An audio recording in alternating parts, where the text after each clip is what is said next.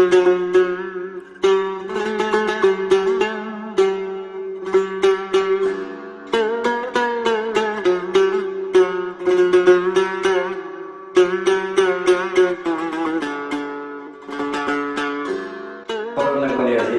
از برگزاری جشن بین المللی 800 سالگی جلال‌الدین بلخی که به ابتکار پیشوای معظم پرزیدنت جمهوری تاجیکستان امامعلی رحمان در شهر دوشنبه برگزار گشته بود، توجه تمام ساکنان مردم تاجیک نسبت به جلال‌الدین بلخی یک باره خیلی به سطح بلند رفت.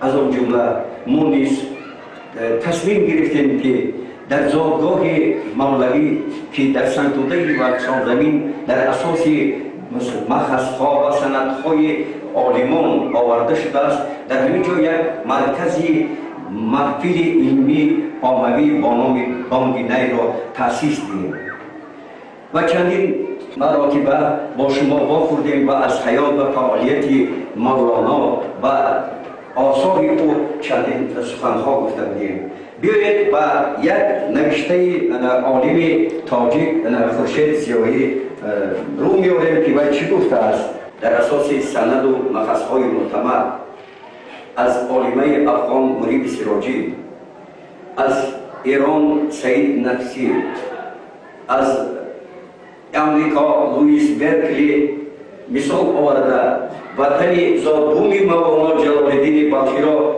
بخشان زمین سنتوده گفتند.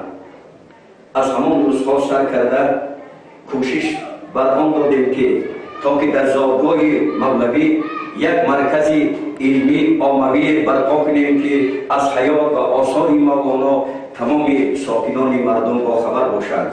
ما کوشش میکنیم که بین بر شما را با پهلوهای گوناگون و جنبه‌های نه اینکه علمی ادبی اخلاقی اینچنین با پهلوهای عرفانی مولانا نیز شما را آشنا کنیم و خود ما نیز تحت شعار روز شادی است بیا تا همگان یار شویم، دست با هم بدهیم و بیدار شویم. در تحت همین شعار ما چکار بکنیم؟ در دروازه های دوستی را به هم دیگر گشاده تمام مردم عالم را به تاجیکستان صاحب استقلال خود دعوت میکنیم. اولین محققان مولانا اینها ترک‌ها بودند که بیشتر از 50 شرح مثنوی با زبان ترکی سروده شده است. یکی از مشهورترین محقق مولانا گلپاندرالی است که در ترکیه هم دیوان کبیر و هم مثنوی را با طریق مکمل با زبان ترکی ترجمه کرده است که این روز جهان ترک زبانها مثنوی را از ما دیده خوبتر از بر کردند. بزرگی مولانا است که امروز تمام جهان آثار مولانا را میراث وطن خود میشمارد. امروز ترکیان میگویند که او ترکی است و جلال‌الدین رومی است، به این حق دارند. امروز ایرانیان میگویند که او از خراسان است، ما میگوییم شما حق هستید، از خراسان است. افغان‌ها باشد که میگویند که وی از بلخ است، ما میگوییم حق هستید، از بلخ است.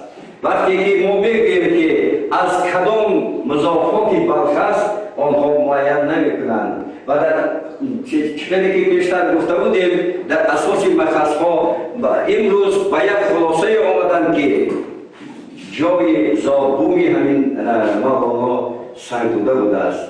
خلاصه امروز مولانا متفکری بزرگ فرزند همه دنیا است. به این صورت توجه کنید. این آثارخانه یا حضرت مولانا است که شما در تصویر ببینید که در همین آثارخانه یا حضرت مولانا که مسجد الحضرا نام دارد، قبه گنبد سبز، در همین جا 67 نفر اولادان از پدری مولانا سرکرده تا به جلال‌الدین رومی تا به اولادان آخرانش در همین جا خاک شدند و در همین جا دفن کرده شده است. به این جای زیارتگاه مولانا هر سال از تمام دنیا زیاده از 2.5 میلیون اهالی به زیارت مولانا آمده اینجا را زیارت میکنند و از آثار مولانا با زبانهای خودشان ما که ترجمه شدن شعر میخوانند، در محفل‌های مولانا شرکت میکنند. بیایید اکنون میگذاریم و شما که از حیات و فعالیت مولانا در طی 6 ماهی که ما اینجا فعالیت بودیم چی از برکت دهید؟ کنید؟ معلومات کنید. مولانا جلال‌الدین بلخی یکی از بزرگترین و سخنوران ادبیات فارس و تاجیک به حساب می رود که با نظریه ایجادش در عصرهای 13 تکانی بزرگ ایجاد نمود. پس از ثانوی و عطار جلال‌الدین در تفسح به عرفان مقرر می گردد.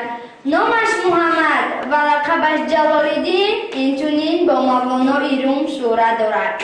شاعر مشهور تاجیک مهمان بختی چنین گفته است: نردبانی آسمان است این کلام، هر کی زین در می رود آید به بام. نه به بامی چرخ کو هزار بود، با بامی کس فلک برتر بود. شاد باش ای بلخ و ای فرزندی بلخ، ای مهین فرزندی بمانندی بلخ. شاد باش ای کنیه ای خاک عشق، دست تابد آفتابی پاک عشق. یعنی که دوامش رو میگه از زندگی نامت و عزیز. گذشتگان جلال‌الدین بلخی از بزرگان تصوف و صاحبان حال می باشند. مولود شاعر را باشد و سال 1207 میلادی مقرر کرده اند و وفات شاعر را باشد و سال 1273 راست می دانند. پدر جلال‌الدین بلخی اصلا از قدیمترین مرکز تمدن خلق تاجیک جلال‌الدین بلخی را در سن 14 سالگی از جزم ظالمین از وطن هجرت نموده به نیشابور، بغداد، حجاز، سوریه و آسیای صغیر رفته است. وی اول با راهبری پدر خود سلطان ولد در کنیا، سپس در حلب و دمشق تحصیل نموده است. بچه‌های عزیز، ما درباره تعلیمات مولانا و مکتب او چند سخن گفته بودیم. کنی از شما کی درباره تعلیمات مولانا و مکتب مولانا سخن میگوید؟ کنی صبرین شما گفتید. تعلیمات مولانا تعلیمات انسانگری و انسانپروری است. یعنی تعلیمات عزت و ارجمند داشتن آدم، پرورش کردن و غمخوری کردن است. خواجه دریاب که جان در تن انسان ادب است. ادب جوهر است که ماهیت انسان و انسان بودن را در نظر دارد. تعلیمات مولانا تعلیمات گومانیسم عمومی بشری است. شاید اگر ما این عقیده را پیش گیریم، مشکل کشای همه گونه اختلاف‌های افراط‌گرایی و تروریسم گردد. مقصد مولانا بلند برداشتن مرتبه و اکرام آدم است تا که انسان سلطان کشور بدن خود، هستی خود، روزگار خود گردد. نفس است کدبانوی من کد خدا و شوی او. کدبانو گر بد می کند بر روی کدبانو زنم. ای کاروان من دزد شبراه نیستم. من پهلوان کشورم، من تیغ رو بر رو زنم. خیز ای نعیمی پیش من، بنشین به زانوی ادب. من پادشاهی کشورم، کی پیش تو زانو زنم. مکتب مولانا درس‌های ذهنی رو می‌آموزد. یکم تن آدم چیست؟ دوم روح و جان آدم چیست؟ سوم آنها با یکدیگر چه ارتباط دارند؟ چهارم اصل انسان چیست؟ پنجم انسان از کدام راه میتواند از عالم حیوانات برهد و به عالم انسانی رسد و از لذت‌های انسانی بهره بگیرد. ما در مشغولیت‌های گذشته درباره مولانا جلال‌الدین رومی که در انطلی مرکزی روم زندگی میکرد و در اینکه دروازه اروپا بود، در آنجا خلقت‌های گوناگون زندگی میکرد با شما گفته بودیم. و وقتی که با آثار مولانا آشنا میشویم میبینیم که مولانا زیاده از 200 غزل خود را با زبان عربی، 10 غزل خود را با زبان ترکی، این چند غزل خود را با زبان ترکی و فارسی و 6 غزل خود را با زبان یونانی نوشته است. در خصوص زباندانی مولانا و ایجادیات او کلی چی سخن میگه؟ کلی کی میگه سخن؟ کلی شما با سابقه نگاه کردنید کلی معلوم است؟ استاد مولانا با شیوه یونانی و عربی سخن میگفت. در کنیه آموخته بود. ضرورتی او در چی بود که او این زبانها را آموزد؟ از پسی تعلیم اون بستدهان از زبان خود برون باید شدن. در زبان او باید آمدن تا بیاموزد ز تو و علم و فن. وقتی که استاد مولانا با شیوه یونانی شعر می نویسد: الا کلیمو الا شهیمو خوره زیده زیمست ایمون بیا عزیزی من بیا شاهی من اگر نشعه نثارم نکنی پس یک نفسی خورمی با ما باش. میخواهد بگوید گرچه یونانی هستی یونانی مسیحی هستی از ما هستی بیگانه نیستی. ببین من به تو اینقدر احترام دارم که با تو با زبان تو نه به زبان یونانی افلاطون و ارسطو صحبت میکنم. این اصول انسانگرایی مولانا یعنی افضل دانستنی آدم در سراسر اسرارش به نظر میرسد. بسیار خوب. شطوری که گفته بودیم مولانا جلال‌الدین بلخی سفیر عالم عشق بود، عشق عرفانی، عشق الهی. در این موضوع کی سخن گفتن میخواهد؟ مرحمت فیض گران شد. عشق است که انسان را از خونخوارگی و گلخوارگی به نورخوارگی می‌آورد. این روند انسان را نه آخربین بلکه آخربین می‌گرداند. مقصد طریق روحانی آدم است. پس انسان پیوسته در اندیشه کمالات و معنوی خود باشد، وگرنه او نه مغز خورد بلکه پوست خواره می‌گردد، به مانند حیوانی که در طلب تن‌پروری و خودخواهی است. مقصد مولانا ارجمند، شرفمند، خیرتمند یعنی نورانی و پرمعنا گردانیدن فرزند آدم است. هر که در وی لقمه شد نور جلال، هرچه خواهد تا خورد او را حلال. حرف حکمت خور که شد نور ستیر، ای تو نوری بی‌حجاب را ناپذیر. تا پذیرا گردی تو آن نور را، تا ببینی بی‌حجاب مستور را. چون ستاره سیر در گردون کنی، بلکه بی گردون سفر بیچون کنی. نفری که معرفتگر است استعمال اساسی آن نه تنها غذا، غالبا حرف حکمت است. تشکر فیض جان، خیلی واضح و روشن گفتید. ما بیشتر با شما گفته بودیم که در راه در سفر چون به نیشابور میرسند فرزدین عطار این شیخ بزرگ و پیشوازی بهاءالدین بلند میبراید، او را در نیشابور پیشواز میگیرد و با پسری خردسال 9 ساله مولانا خود جلال‌الدین بلخی هم صحبت می شود و پدرش بعد از صحبت با پدرش میگوید که تاکید شد که این پسر آینده آتش در دلهای مردم اسلام افروخته می‌کند و کتاب اسرارنامه خود را به مولانای جوان هدیه می‌کند و از همون وقت سرگرده مولانا به اسرارنامه فرزدین عطار عشق می‌بندد و در سرودن مثنوی بیشتر کوشش می‌کند زیاده از 50 حکایه تمثیلی اسرارنامه را که آنجا خیلی خوب آمده است و شکلی برجسته و همه طرفه واضح و روشن در مثنوی خود می‌آورد.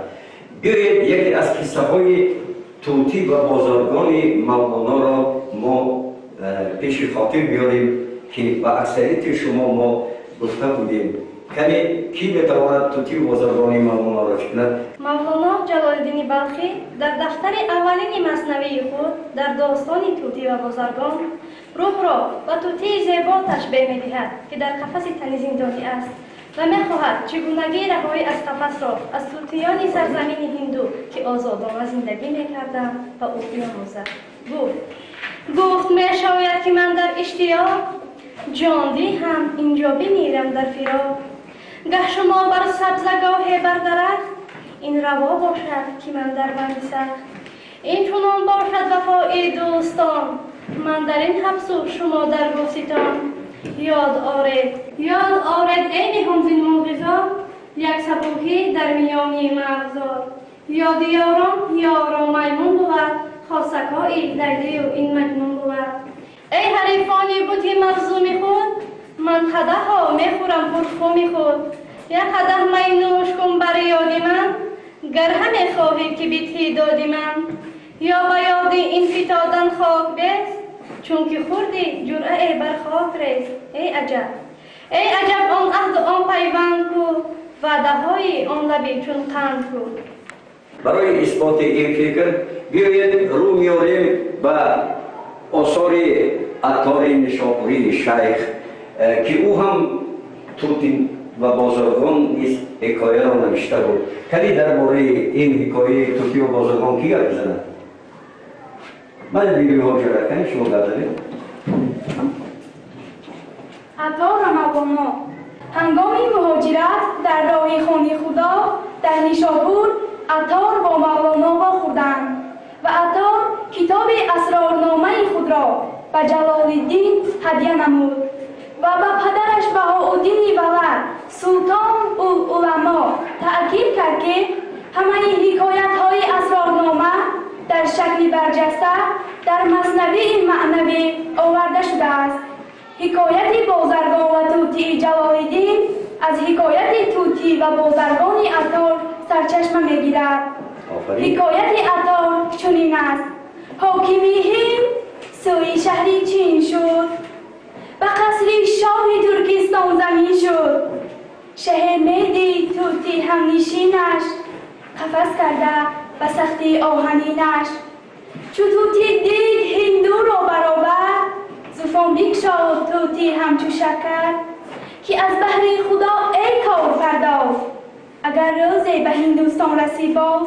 سلامی من به یارانم رسانی جواب باز آری در توانی.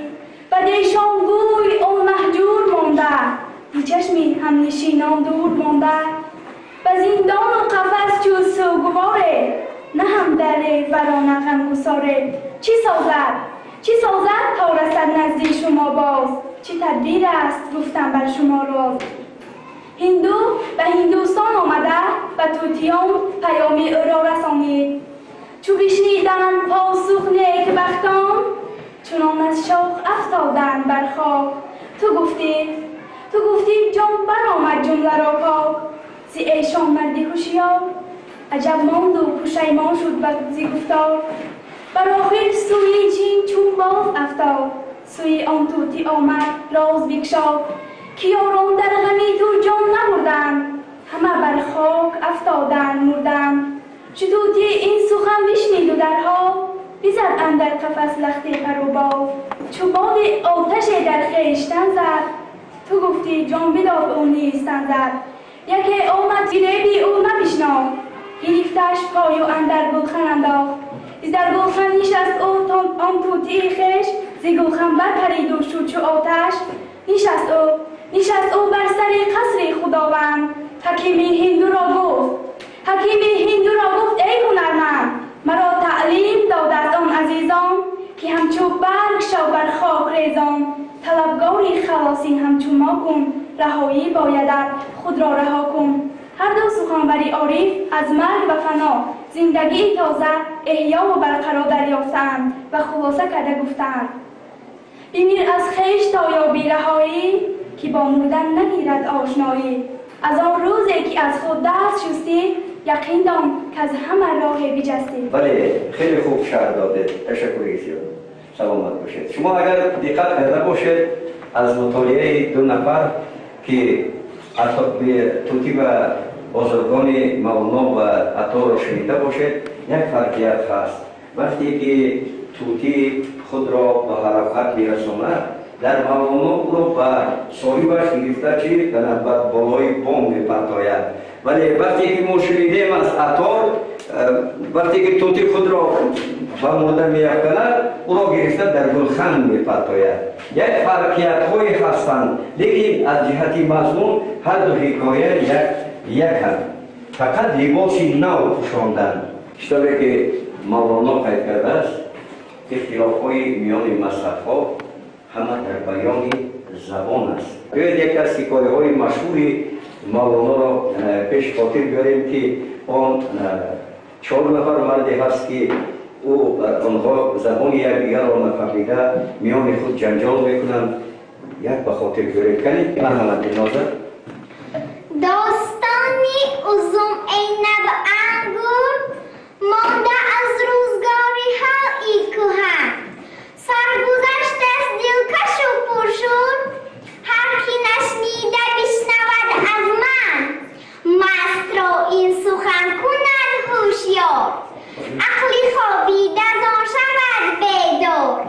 дар яке роҳи хушку гарму дароз, се мусофир шуданд бо ҳам ёр. вандар он роҳи пурнишебу фароз, монд пойҳояшон тамом аз кор.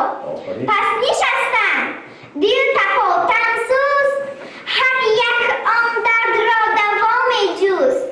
турк узум гуфта ашк меафшон, форс ангур гуфта менолид, араб аммо эйнаб мехонд. ин чӣ мегуфт он намефаҳмид. роҳзане ногаҳон расид аз роҳ, дид он ҳар серо бо нолаву об. гарчи буданд хаста мусофирон, лекин онҳо буданд сеу як. гуфт роҳзан ба худ ки дар майдон, зафари се ба як буд бешак. дӯстонро агар кунам душман, шавад албатта фатҳ қисмати ман. байнашонро кард равшан оташи тез, гуфт роҳзан ман меравам ба он деҳаи дур. балки чизе харам, вале як чиз, ё эйнаб ё узум ё ангур. бояд инҷо дутан шавад таслим, то расад сеюми ба айши азим. дод араб зад ки бисёр эйнаб, форс ангуру турк узум талабид. дӯзд овардашон ба ҷангу ғазаб, худ аз он фитна бар мурод расид.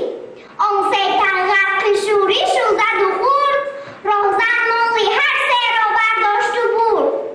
марди босавод дидем ки моҷарои байни 4 халқиятро чӣ кор мекунад, бо як дирам бароварда мекунад, аз бозор рафта ангур харида меорад. чун онҳо ангурро мебинанд, ҳар кадоми онҳо таманнои худро бори дигар чӣ кор мекунанд, муайян мекунанд. мавлоно бо истифода аз чунин ҳикояҳои пурарзиш мардумро ба иттиҳод ба ваҳдат меорад.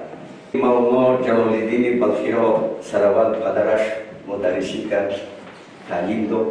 баъд аз он бурҳониддини муҳаққиқи термизӣ ба ӯ таҳсилот ба димишқ равон кард ва ӯро қариб 9 сол устодӣ кард. баъд аз он гуфтем ки устодони вай шамсулҳақ, шамси табризӣ ба майдон омад. ӯро аз тадрису аз мактиза ӯро тарк кард, рӯшанишин шуд. вале баъд аз вафоти шамси табризӣ барои мавлоно салоҳиддини заркӯ, ки ин шахсияти омӣ буд, савод надошт вале заргар буд. чун ки вай ба машғул мешуд, ба заркӯбӣ машғул мешуд, бо садои чаккуши мавлоно ба ваҷ меомад ва ба рақс меомад дар ҳолати сукут, дар ҳолати бехудӣ. و او یکی از استادان مشهور خود میشمرد. بنابراین درباره صلاح الدین زرتشت زیاده از 81 غزل نوشته است. یکی از محققان مشهوری شهرنویس مولانا محمد حسین زرتشت می باشد که در ایران زندگی کرده، آنجا از این دنیا قدرود گفت، ولی شاهکاری عظیم او تا به امروز در مطالعه جهانیان است. کلی درباره محمد حسین زرتشت کلی چی میگوید؟ عبدالحسین زرتشت سرآمدان مولانا شناسان جهان به شمار می رود. او گرفتاری بانگینه مولانا بود. کتاب‌های سیرینه، بحر در کوزه، پیله پیله تا ملاقات خدا از آثار مولانا نوشته است. شعر درباره مولانا دارد. گرچه نی را نغمه جان پرور است، سیرینه را داستانی دیگر است. نه که با تو به زبان گوید سخن، گوید خالی شب از خود همچو من. ای به خود پیچیده بر خود بسته، بیسل از خود و از خود واپس گریز. سیرینه خود کشف سیر اولیاست، ترجمان سیر مردان خداست. بسیار خوب. یکی از واقعه‌های حسن‌انگیزی که در حیات مولانا رخ می‌دهد، این واقعی مولانا به یک درویش ژنده‌پوش که در یکی از جای موعظه‌گری پیدا می‌شود، یعنی به او می‌پیوندد. کلی درباره مولانا و شمس چی سخن میگوید؟ کلی شما فریضه جان کلی بیان بدید. دیدار وی با شمس تبریز آتش درویشه اندیشه او افروخته بود که زاهد بودم ترانه‌گویم کردی، سرحلقه وزن باده جویم کردی، سجاده نشینی با خواب بودم، بازیچه کودکانی کویم کردی. هر بیت و هر غزل و هر ورق دیوان چون ارغوان جشنی است. مولانا گویا هر روز عید داشت و هر دم برایش بهار بود. از این رو دیوان او چون سراپا پر از تازگی و طراوت و خرمی است. یک چیز را خیال کرد که شاعران دیگر در خلوت نشسته با تحمل و تدارک شعر میگفتند، سخن را پرداخت کردن میگویدند، میسوختند و سرانجام به سرعت شعری ناب و نفیس میدرآوردند. اما این امر هرگز در مولانا نبوده است. همه اشعار او در حالت سکوت، بیخودی، هنگامی رقص سما تولید میشده است که آن را مریدان و اخلاصمندانش نوشته برایش میخواندند. مولانا به اشعار سرودش یگان مراتبه ننگریسته است. آفرین، بسیار خوب درک کردن. موضوعات مثنوی را در حالت بیخودی نوشت. مولانا در گرد دکان صلاح الدین زرتشت زیر آهنگ از غیب به گوش رسیده در حالت بیخودی پای میکفت و چنین مصرع‌ها را به گوش می آورد. پیری من و مریدی من، دردی من و دوای من، راست بگویم این سخن شمسی من و خدای من. از تو به حق رسیده ام ای حق گزاری من، شکری تو را ستوده ام شمسی من و خدای من. عیسی مرده زنده کرد دید فنای خویشتن، زنده جاودان تو شمسی من و خدای من. خانندگانی عزیز، آنچه که شما امروز آموختید از بر کردید، این فقط از بر قدر است.